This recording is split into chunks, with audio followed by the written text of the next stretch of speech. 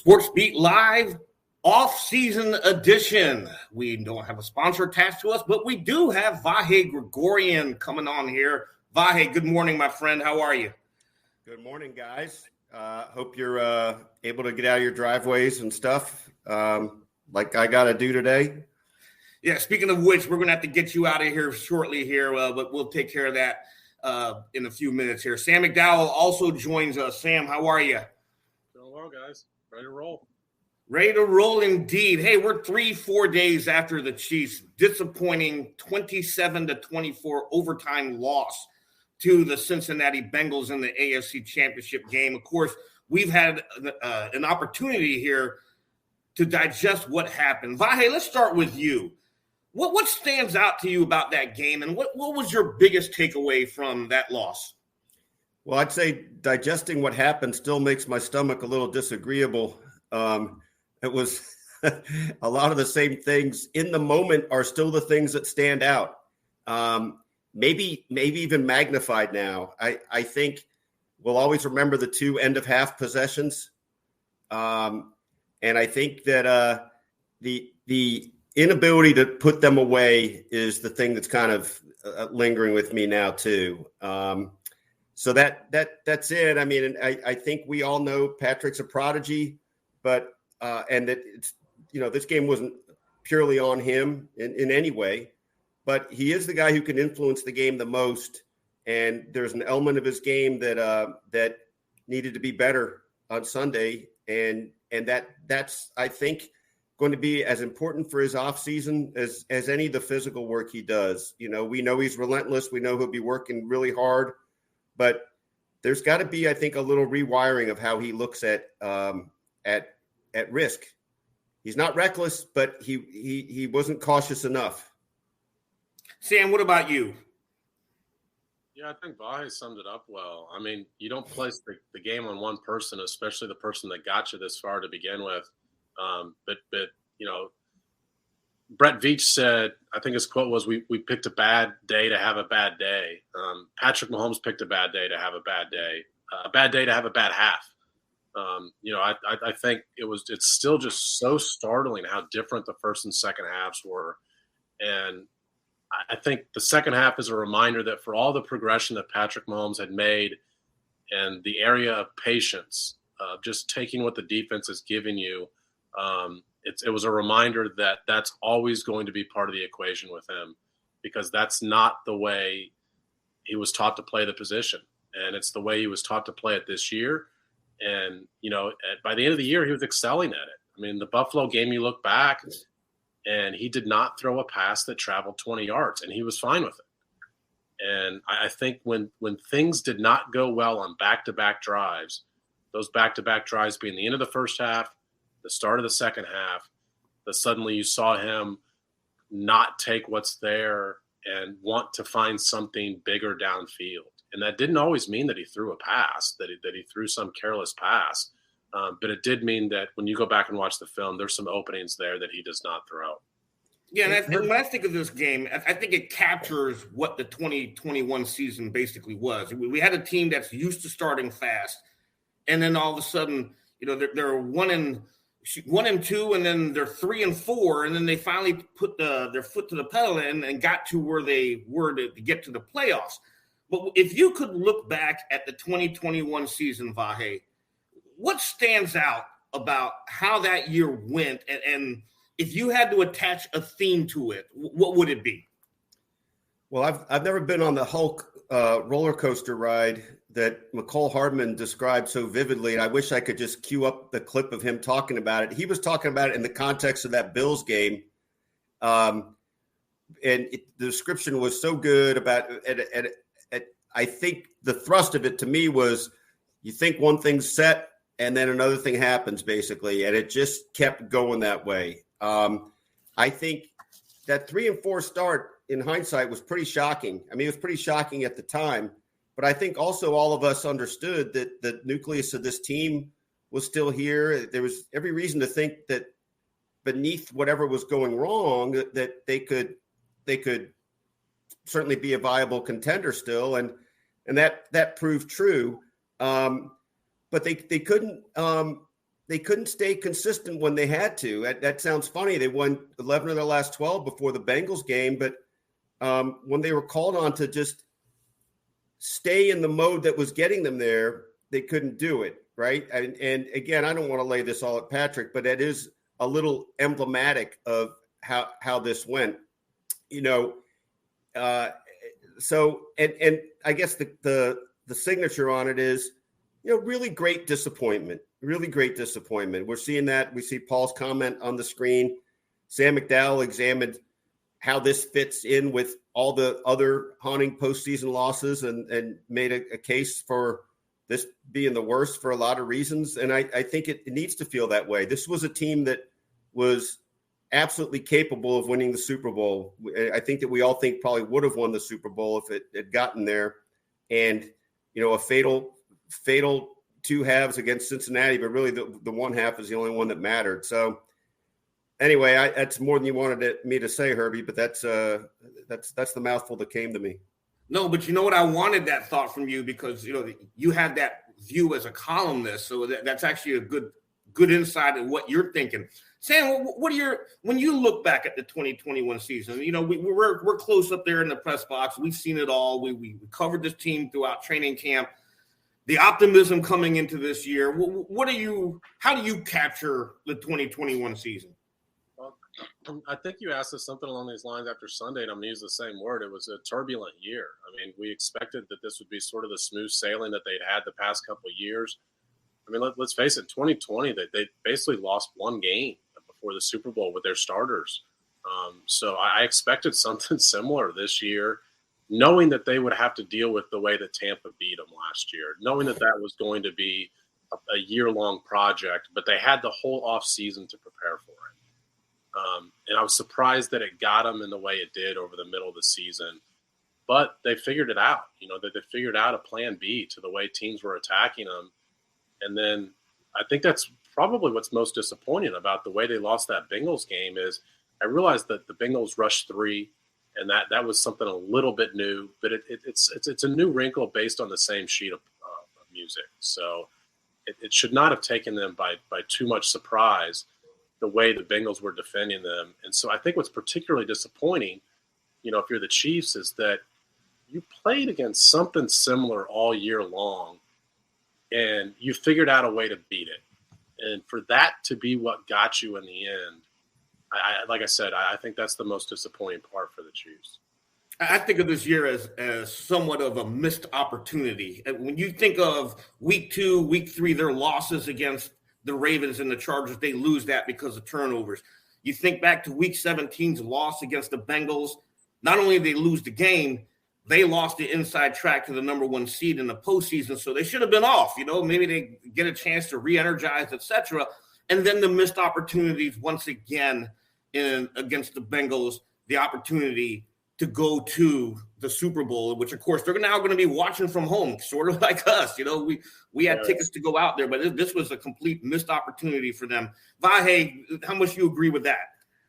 Well, that's 100% the case. And, that second half, let's remember it really tracked in a lot of ways similarly to the previous game against the Bengals, which you would have thought the Chiefs could have prospered by, whatever they got out of it. And I think they did handle Jamar Chase a lot better, but, they had 11-point halftime leads in each game and mangled it in the second half. In this case, it was, to Sam's point, a little bit of pressing after not getting something going early. I think this is right. I think all 4 sacks on Patrick were in the fourth quarter. His 2 interceptions were at pivotal times, obviously, in the second half. So that part of their game that they had really cleaned up, turnovers, was something that really bit him in the end too. I mean, that was not characteristic of him at all. Bear in mind, he had thrown 1 interception in 8 previous postseason games at Arrowhead. And then he throws 2 after halftime in this one. And they were each a little different. One seemed to be some combination of telegraphed or well scouted by Cincinnati. The other was a little bit of wing it. And sometimes that's worked for him. That did not look like a particularly well calculated one, though, and it bit him. I think the interceptions. I think the first interception is indicative of the larger theme of what we're talking about here, which is nothing was there on that pass that got tipped and intercepted, and he decides to throw that ball anyway. To where even if it's not tipped, there's a defender before Demarcus Robinson anyway. When you look at that play, that's a run pass option play because you can tell because the linemen move up the field immediately. The handoff is there. And also the blitz comes from his right side, so he's got to throw into the blitz on the right side because Tyreek Hill's open. Instead, he waits, at which case the play's over. He's got to throw the ball away. Instead, he doesn't want to take a zero on a play. And I think that was the mindset he got into in the second half. Now, the second interception, I didn't have a problem with. It's third down. It's third and long. And it was actually a really good ball to Tyreek Hill. It basically gets him in the hands. But the Bengals had run effectively a robber defense that trailed a receiver there. But anyway, I just to underscore Vahe's point, I thought the first interception is just indicative of what we're trying to explain here.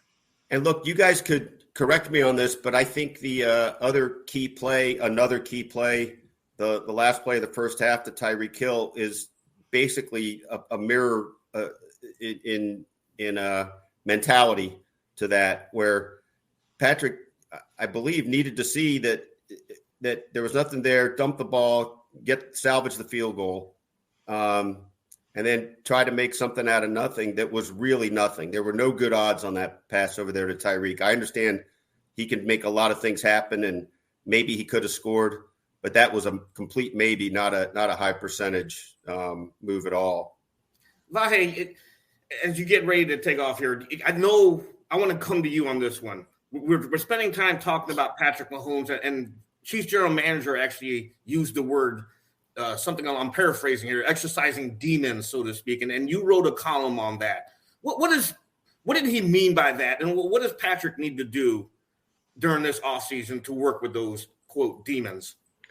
He means the very specific things we're talking about. And look, this is important to note, and probably can't be underscored enough. I believe that element of him is completely entwined with what makes him great. I mean, it's almost inseparably entwined, and that's the complication because it's in his DNA to go for it. It's also in his DNA to have great spatial awareness, understand windows, understand angles that he is one of the few human beings that can actually make happen. So distinguishing between something and nothing for him is the demon. I mean, I think that's the whole package that Brett is referring to. There's other ways to look at it, but that to me is it. Now, how you do those, mental gymnastics in the offseason and bring them to the season is another matter. I mean, I suppose we can only see that worked out in real time during the season. And then as we do shift into the offseason, because this is, quite frankly, this is where the Chiefs are now. Instead of heading out to Los Angeles, now general manager Brett Veach, coach Andy Reid are going to have to turn attention to the business side of football, as well as preparing for the draft and free agency, which starts in 1 month. And then essentially when we start talking about priorities the Chiefs have to tackle this offseason to improve that roster, this is what general manager Brett Veach said on Tuesday. We'll always prioritize the offense and defensive lines. I think if you look at, the track record that coach had in Philly, then I have carried over here. There's always going to be, once you get the quarterback, you're going to invest in the O-line, D-line. I think we did that early on with, the Jones and the Clarks and the Reeds and on the offensive line with the Tooneys and the Browns. So I don't think it's far-fetched to think that we'll, prioritize, the lines like we always do, and knowing that we have a good offensive line in place, and, the defense line is probably the most, makes the most sense, and through the defensive backfield and what have you. But I think the defensive side is one that we'll probably focus on right off the bat. Sam, my man, defense. Okay, last year, Brett Veach, and we saw this after the Super Bowl, he knew before halftime he had to tackle the offensive line, and he did. Joe Tooney, free agent splash, Orlando Brown just before the trade, Kyle Long to a certain extent. Of course, Kyle Long didn't have that much of an impact this year, but Trey Smith, and then Creed Humphrey in the draft. Wow. They really turned things around there. The defensive line, I think we talked about this a little on Sunday. They've got some decisions to make there, don't they? Yeah, I think it's got to be disappointing as a general manager when you're discussing the defensive line as one of your biggest points of upgrade, considering the investment you've already thrown into that group. Chris Jones is making over $20 million. Frank Clark was at 25. You traded a 6th-round pick to acquire a defensive lineman this year. So it's not like they've ignored that position group. I mean, they've thrown more funds at that position group than any other on their roster combined when you take the quarterback out of the equation. So, I think it's indicative that at least one of those moves did not work out as planned. And I've always been of the mindset that, look, whatever moves you made that preempts the Super Bowl, it's hard to regret any of those moves. But when you look at it now, we're in year 3 of the Frank Clark deal. The production has not matched the amount of money he's getting. And, you and I talked about this after the game, as you mentioned. They're going to have to decide whether or not they want to keep Frank Clark around because they can save a lot of money by getting rid of that contract. Of course, restructuring is always an option as well.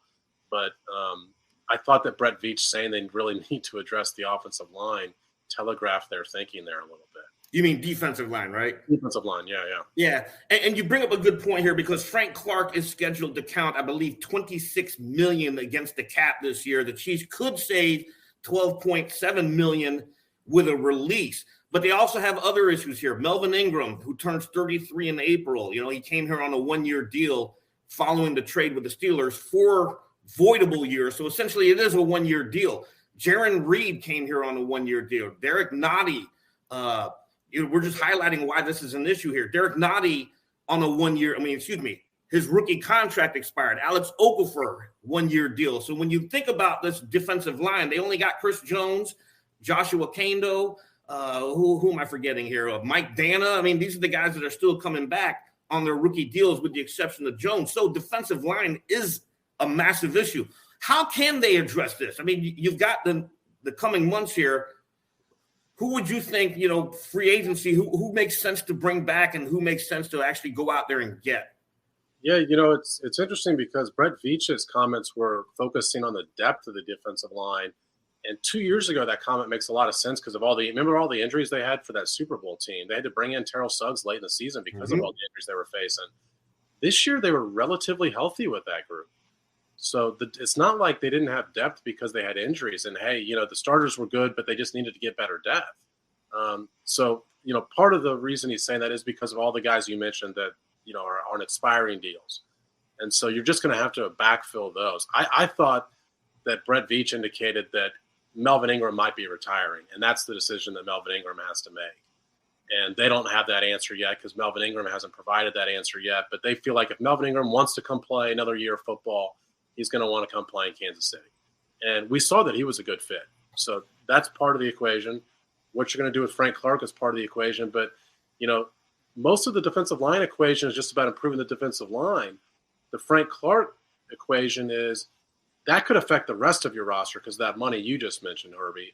If you can save $12 million and spread that out elsewhere, suddenly his answer is about what can you do elsewhere on the roster here. But, how can they address it? Well, we saw they can address it because they did the same with the offensive line last year. You mentioned it. They brought in a big name free agent with Joe Thuney, paid him the highest money a guard's ever made. They used a trade and draft capital to acquire Orlando Brown. And then when we thought, wow, they've done a lot with the offensive line, they used a 2nd-round pick on another offensive lineman and a 6th-round pick on another offensive lineman. So we'll see exactly how big of a priority defensive line is because you've got multiple ways that you can approach this. Yeah, and, when we approach free agency, for folks who don't know, it starts March the 16th. That is the start of the league's calendar year. But there might have to be a decision made even before then because the window to apply transition and franchise tags will be open before free agency. There's an interesting name. Well, you got quite a few names because the Chiefs, not outside of defensive line, have some decisions to make here. We believe, Sam and I, we think the guy who makes the most sense is left tackle Orlando Brown. When you put the franchise tag on him, you will have some money to spend elsewhere. Brett Veach had an interesting comment on Tuesday, didn't he, Sam, when he says he is our starting left tackle going forward, but is the franchise tag a viable option here if they can't get him signed to an extension? Yeah, absolutely. I think it is. And I actually do think that's how it's going to play out. And the Orlando Brown question is the most important one heading into their offseason from their standpoint. I think they want to fit everything they do around that piece of the puzzle. And so they're going to have to figure out if they can get something long-term done with Orlando Brown. And if not, they know what number he's going to be on, because I would be shocked if they don't franchise tag him if they can't get a long-term deal. And that number is about $16.5 million. You know, it's of course the equation of the top 5 offensive lineman average, and it's going to be about $16.5 million. I just don't think you trade all they traded to get him for a 1-year deal. And Herbie, you can disagree with me, but I think you're probably on the same page that we think they're going to tag him, in which case, you know, you can't tag other guys, right? You mentioned it. You can only tag one. And so that leaves Tyrann Mathieu out of that. And I don't think that, you know, the safety number for a franchise tag is significantly more expensive. So I don't think that one was going to be the case anyway. But I just think it makes too much sense to not tag Brown, given all you gave up to acquire him. Yeah, and you're absolutely right. Go ahead, sorry. No, that's it. Yeah, you're right, because this will ultimately factor in their decision what to do with Tyrann Mathieu, because you know, they hope to get a deal done with him before the season started. That didn't happen. And then, you know, Clark Hunt came out and said in November their priorities haven't changed. They still want to get a deal done with him, but they were going to revisit it after the season ended. Well, we're here, okay? And then Tyrann Mathieu had, you know, he's fond of putting out these cryptic tweets, sort of like that. I don't know if we want to call it a farewell tweet, but it certainly got Twitter in an uproar on Monday. And Brett Veach addressed it. And, you know, Veach says something along the lines of, that's just Tyrann being Tyrann, and he wears his emotions on the sleeve. But how realistic is it that they could bring him back? And, how, you know, the thing that stands out to me the most about this is their safety depth. Because if they don't bring back Mathieu, you got some issues back there, don't you, Sam? Yeah, for sure. But, you know, when you're a good team, you have to pay your good players a lot of money. And eventually you've got to make tough decisions and let good players go. And I think the Chiefs might be facing that situation with Tyrann Mathieu because of the number that he's going to command. And I will just warn that we're going to see a lot more of these Tyrann Mathieu tweets before March 16th. And I don't think that people should read too much into it, because the Chiefs have not told Tyrann Mathieu that he's not coming back. But, you know, I can see where a guy that is given what he's given this team the last 3 years is a little frustrated that there's not already a deal in place. You know, you mentioned it. They talked in the offseason. They agreed when they didn't get something done in the offseason that we'll revisit it the following offseason. You know, day one, I'm sure he's like, well, where is it? You know, I heard that this was going to be revisited in the offseason. But he brings a value to this team that is harder to quantify, I think, than the average guy. Because with the average NFL player, you look at the production on the field and say, what does this guy give me? With Tyrann Mathieu, he gives a lot more than that because of his leadership in the locker room. And I know some people scoff at that and roll their eyes at that, but there's a real value there, especially when the way you structure your roster is to go young in your secondary. You know, that they've sort of had these cornerbacks that they don't spend a lot of draft capital on. They don't sign high dollar free agents with cornerbacks. So they go young. They've got L'Jarius Sneed and Rashad Fenton and Charvarius Ward, all guys I guarantee you that will say Tyrann Mathieu has made a tremendous impact on their career. Same with Juan Thornhill at safety. And so if you're going to go young, you've got to have that veteran leadership back there. And that's the piece that's really, like I said, going to be hard for them to quantify how much is that worth to us. Here's a question I have for you, because we know, like, some of these free agents. Obviously, we know about Tyrann Mathieu. We know about Orlando Brown. We think Orlando Brown's going to get franchise tagged. Mathieu, it remains to be seen. But when you look at the rest of this roster, Veach was correct. You know, the offensive side looks intact. But as far as defensive players, who do you think is a guy that makes sense, that you have to bring back? Yeah, it's an interesting one. You know, Charvarius Ward, I think if you don't bring him back, you've got to get somebody else at that position. You know, I think Charvarius Ward's been one of their more underrated players, but I also credit the coaches with the way they've developed him into a guy that really fits their system. You know, the press coverage, he's longer. There's certainly improvements that Charvarius can make as far as his skills at the point of attack when the ball arrives, but he's good in coverage. And, that's the most important part of the cornerback position. And so if you don't get him back, I think you've got to find something else elsewhere. I don't know what the market is going to be for Charvarius Ward. I think that's going to be a tough one for other teams to figure out, because I think some people look at it and say, well, Bashard Breeland was really good in your system, and then he spent 2021 with two teams and had a really bad year as soon as he left your system. Are teams worried that Charvarius Ward could have a similar trajectory once he leaves this press coverage system with Steve Spagnuolo? I don't know. But all you need is one team out there that's willing to take that chance to set the market. Yeah, and you're absolutely right, because the market's going to be a little crazy this year with the cap around the league going up. I think it was 180 something in 2021, but it's going to be more than 200 million unofficially, because they're not going to officially set that until right before the start of the league calendar year. But that's what it's looking like in some of these projections from some of these reports out there from the NFL guys, as well as spotrack.com and even Over the Cap. But I agree with you.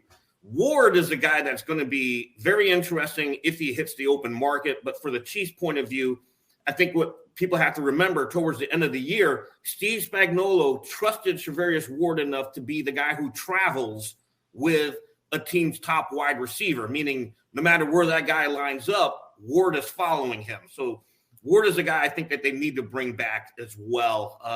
The safety positions, and we'll dive more into this shortly before the start of free agency, but you've got a lot of people out there with the exception of Juan Thornhill, because you've got Matthew and Daniel Sorensen also getting ready to be unrestricted free agents. On the offensive side, Sam, what makes sense? What makes sense for Brett Veach to really tackle as we enter draft season and free agent season? And I think I know what your answer is. And where does it make sense to get that player? Yeah, I mean, I think you have to look at how teams defended you all year and what the solution to that is. If teams are going to take away the back end and force you to run, as Tyreek Hill called it, those 10-yard outs all day, find somebody that can really run the 10-yard out all day. And I think that's a second wide receiver, because, that's not McCole Hardman's strengths. Tyreek Hill can certainly do it. He proved it this year. That's still not what he's best at. So I think you've got to find a second wide receiver, given that, I'm not placing that as a priority above the defensive line or above linebacker, or if you don't get Tyrann Mathieu, above whoever replaces Tyrann Mathieu. But I do think it's something you have to address at some point, even if it's a one-year deal, $8 million type deal with the wide receiver. I think you've got to find somebody else out there that, like I said, can solve the way that the problems that defenses gave you all year long. I think it's interesting that Veach actually mentioned, he discussed on Tuesday, he mentioned Odell Beckham Jr. and the impact that he had when he joined the Rams. So, does it make sense to go out there and get a veteran? I mean, remember last year the Chiefs courted Juju Smith-Schuster, who, is now backtracking a little bit on him wanting to return to Pittsburgh, and he might actually enter free agency. Does it make sense for the Chiefs to go after Juju Smith-Schuster, and what kind of money are they actually going to end up spending on a guy like that? Yeah, I think cost is always the question that you have before you can make that answer. But I think a guy like that makes a lot of sense. A veteran guy that runs more of those possession type routes. The way Sammy Watkins turned himself into in his career here in Kansas City. I've always actually thought Juju Smith-Schuster's production was a little inflated. And, the past couple of years have shown that. I know he was hurt a lot this year, but even the year before, he was not great. But like I said, it depends on cost, and I would think his cost has come down based on those past 2 years, and then a deal makes a lot more sense. Yeah, and as Sam points out, because Veach is always fond of saying this, it has to be a deal that, quote, makes sense, end quote, for both sides. So I don't know how much the Chiefs will be in the market to go after a number 2 wide receiver. But Veach did say on Tuesday, anytime they have an opportunity to bring more weapons in for Patrick Mahomes, they're going to explore that. But I tend to agree with him, and I tend to agree with you. They have to address defense. You got to get more pass rushers. Here's a question I have for you. This is a question that was tossed around in the press box. What position would be of more importance, a shutdown cornerback or a pass rusher? Yeah, I think a pass rusher has to top their list for this offseason. I just think that Steve Spagnuolo has shown an ability to develop cornerbacks really well without spending a lot of money or draft capital on that position. I know cornerback is always the position that a lot of people like to highlight and underscore and criticize when things don't go well. The Chiefs were not bad at that position this year. You know, their group got by this year. They were better than league average at that spot. They were not at edge rusher. They've got to get somebody who, you know, when you've got an edge rusher, it significantly improves the rest of the defensive line too. Chris Jones' production becomes a lot better when he's got somebody next to him that is just working somebody one-on-one all day. Suddenly Chris Jones sees one-on-one, and that improves a lot of things there as well. Yeah, absolutely agreed on that, because when you think of elite cornerbacks, you know, granted, there aren't that many of them out there. You don't have a lot of the true shutdown cornerbacks that you would like to have. And they're, to me, I think they're more hit or miss. You know, it depends on the scheme, et cetera. But when you look at the game wreckers on defense, they're the guys who affect the pass rusher. Your Aaron Donalds, your Nick Bosa's, your Von Miller in his prime, J.J. Watt in his prime, T.J. Watt, you know, at what he's doing right now. And the Chiefs just don't have that. You know, it's a shame they didn't have Melvin Ingram in his prime, because that would have been interesting to watch with Chris Jones in the interior and Melvin Ingram, who's still playing at a high level. All right, Sam, Combine coming up. We've got free agency coming up, and then before you know it, it's the draft. This is the grind, my friend, is it not? I mean, is there really truly such a thing as an off season? Yeah, I mean, this is it's just funny the way the season turns, right? I mean, we spend we spend a month at training camp, 20-some weeks covering the regular season, and then you spend the next 3 months figuring out how it's all going to come together for the next year. And that's actually one of the enjoyable parts about the beat, is it's just the way it changes. You know, it never gets monotonous here because there's always something going on, and it's sort of different phases of the season. But yeah, I would certainly encourage anyone out there to keep reading our coverage, because we're going to be still having plenty to write about over the next few months. Yeah, especially the days and the weeks leading up to free agency, which starts here. I'm looking up at my calendar in a little more than a month. Sam and I will be at the Combine and looking at the calendar in 3 weeks. So yeah, we'll be right back in the grind. Sam, what a heck of a season, right? It was a heck of a season. It was a heck of a run. Disappointing, but it was still fun to cover, was it not? Yeah, and anytime you've got a team that's one of the contenders to make a Super Bowl, it's always interesting. And this year particularly so, because of that word I mentioned earlier, the turbulence that they experienced, and watching them try and fight their way through it and find a way to still get back. They hosted an AFC Championship game this year. So regardless of what they experienced over the regular season, they found a way to beat what was defeating them. But of course, I mean, this is a team that wanted to win a Super Bowl, and that didn't happen this year. Yeah, and they'll have an opportunity here in the next couple of months to retool that team, because, look, guys, let's just face it, this is the reality of the NFL. You are not going to be able to bring back people, and you will add new members to the team. So expect personnel turnover, not just on the roster, but even the coaching staff. You know, there's going to be people. Matt House, we know they already lost Matt House. Eric Bieniemy remains in limbo. So we'll see what happens here in the next couple of months. But for Sam McDowell and Vahe, who had to take off, and for producer Monty Davis in the back, to all our listeners and viewers and readers out there, continue to follow our coverage on kansascity.com. For Sam McDowell and Herbie, hey, we're out. Enjoy your off season, and we will check in with you as the weeks and months progress.